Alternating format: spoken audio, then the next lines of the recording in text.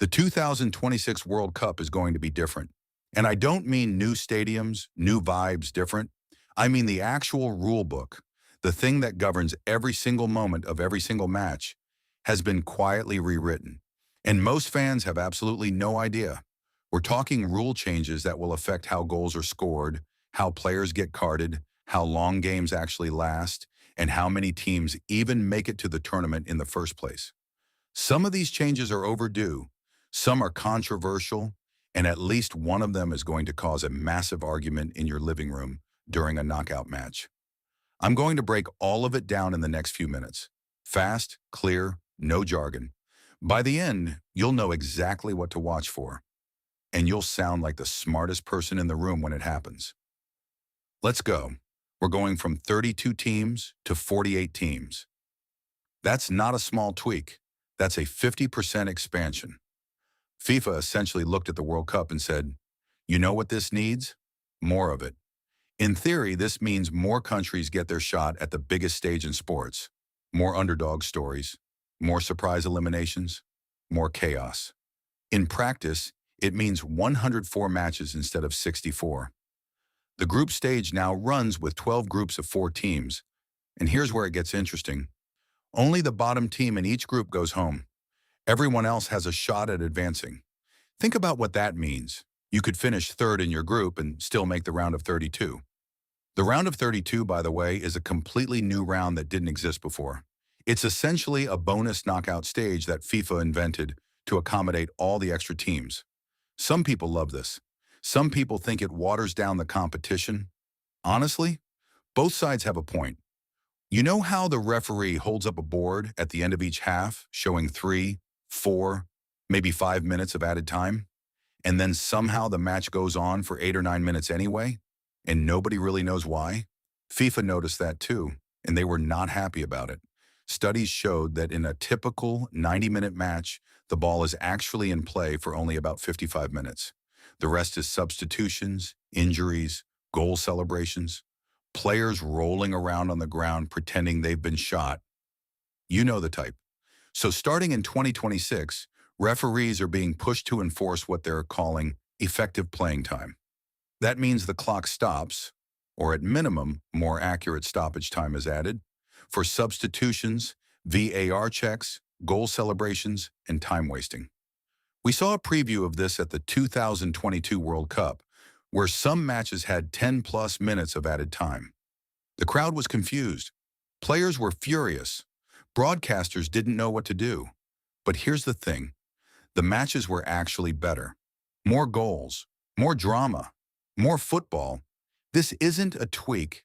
It's a philosophical shift in how the game is managed.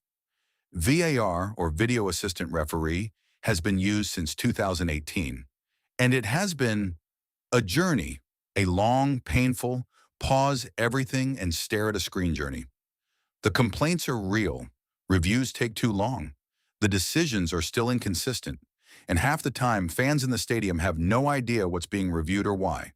So for 2026, FIFA is pushing for semi-automated offside technology, the same system used at the 2022 World Cup, but refined. It uses cameras and AI to track 29 data points on every player's body simultaneously to determine offside in seconds rather than minutes. This sounds simple. It isn't, because the margin we're talking about, a shoulder, a toe, a knee, can trigger or cancel a goal. And now a computer is making that call faster than a human ever could. Here's where it gets interesting. When the system flags an offside, it generates a 3D animated reconstruction that can actually be shown on the big screen in the stadium. So fans in the seats will finally understand what's happening. Revolutionary? Maybe. Still going to cause arguments? Absolutely. Goalkeepers have always been allowed to pick up a back pass, as long as it's a header or a chest pass, not a foot pass. Most fans know that one. But there's a newer pressure building around how long goalkeepers can hold the ball with their hands.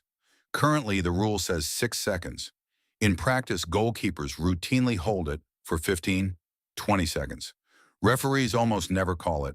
FIFA is signaling a crackdown, stricter enforcement of that 6-second rule, which means goalkeepers who love to slow the game down, hold the ball, stare at the crowd, bounce it a few times, are going to have to adjust. It sounds minor, but watch any Premier League match closely and count how long the keeper holds the ball. Then imagine that being enforced at the World Cup. The tempo of the game changes entirely. In some competitions, yellow cards for certain technical offenses now result in a temporary 10-minute suspension.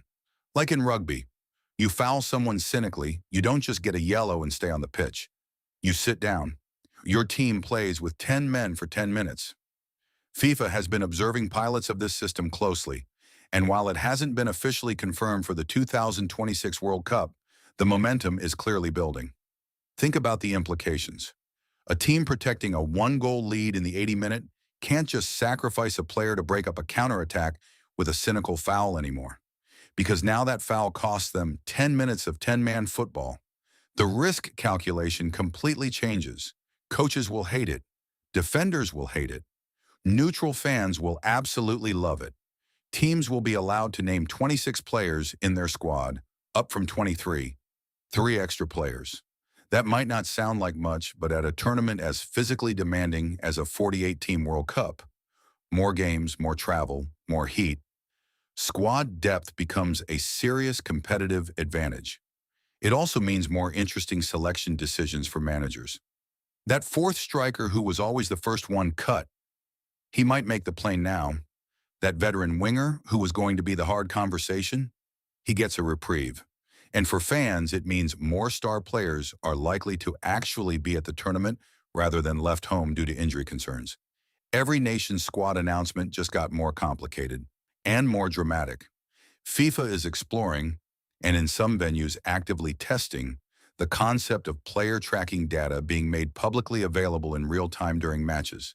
Speed, distance covered, heart rate zones, physical load, all of it. Now that's not a rule change exactly, but it represents something bigger. The World Cup in 2026 is being designed to be the most data-rich, technology-integrated tournament in history. Every decision, from offside calls to substitution timing, is being influenced by systems that didn't exist 10 years ago.